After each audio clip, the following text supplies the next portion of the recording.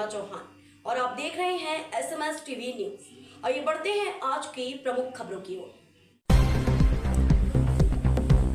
बटियागढ़ में श्रद्धा और उत्साह के साथ मनाई गई शिवाजी महाराज की जयंती।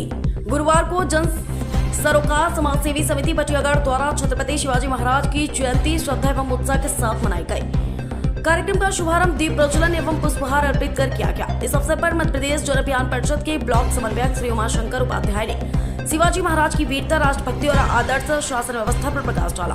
मंडल उपाध्यक्ष श्री राजेश चौरसिया ने कहा कि शिवाजी महाराज का जीवन स्वराज, साहस और धर्म रक्षा का प्रतीक है तथा उनके आदर्श आज भी समाज के लिए प्रेरणादायक है। समिति कार्यक्रम समन्वयक श्री रवि तिवारी ने अपने उद्बोधन में कहा कि छत्रपति शिवाजी महाराज केवल एक वीर योद्धा ही नहीं बल्कि एक कुशल प्रशासक और जनहितैषी शासक थे। उन्होंने युवाओं से आह्वान किया कि वे शिवाजी महाराज के आदर्शों को अपनाकर राष्ट्र निर्माण एवं समाज सेवा के कार्यों में सक्रिय भूमिका निभाएं।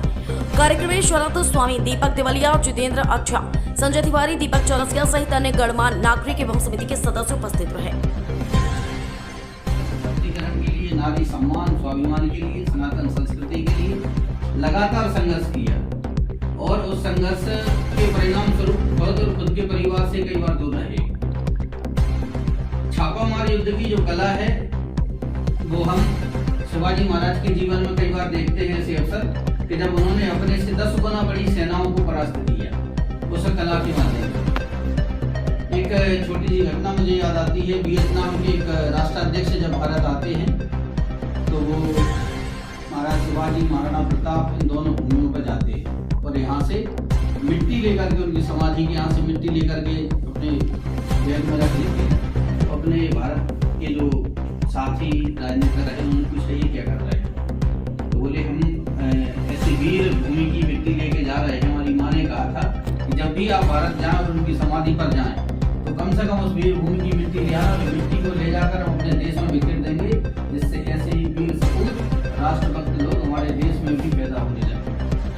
अब कल्पना करिए कि वियतनाम या अन्य विदेश के लोग आकर के उनके बारे में इतना गहन अध्ययन और इतना अनुभव करके और उसको आत्मसात करके अब उनकी भावनाओं से प्रेरित हैं, भावनात्मक रूप से जुड़ाव है। और हम चिंतन करें अपने लिए कि हम अपने पूर्वजों को कितना याद रख पाते हैं, चाहे हमारे महापुरुष हों, चाहे हमारे देवपुरुष हों, ईश्वर हों, भगवान हों, किनके बारे में हम कितना जानते हैं। सबसे बड़ा दुर्भाग्य सनातन संस्कृति का है कि हम अध्ययन करना बंद कर दिए हैं। हमें अपने इष्टों का, अपने ईश्वर का, जिन्होंने समाज के लिए, सनातन के लिए, समरसता के लिए, महिला सशक्तिकरण के लिए, धर्म के लिए, इनकी स्थापना के लिए लगातार अपना जीवन उत्सर्ग कर दिया, ऐसे लोगों को पढ़ना और देखना नहीं चाहते, अपना समय रील में बर्बाद करते। मैं सबसे आज आग्रह करूंगा कि इस अवसर पर कम से कम हम ये संकल्प लें कि कम से कम सप्ताह में 1 दिन 2 घंटे का समय अपने महापुरुषों के लिए देंगे। पूरे दिन नहीं, तो सप्ताह में 2 घंटे का समय हम महापुरुषों के लिए देंगे।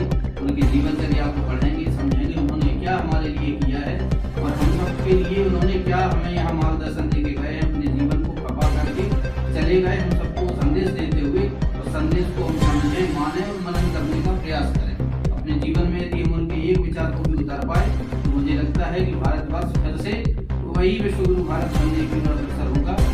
ऐसे सबके प्रणम्य महाराज शिवाजी जी को मैं प्रणाम करके अपनी वाणी को विराम देता हूँ। बोलिए भारत माता की जय, भारत माता की जय, वीर शिवा की जय, वीर शिवा की जय, शिवाजी जय, जय शिवाजी, वंदे मातरम, वंदे मातरम, वंदे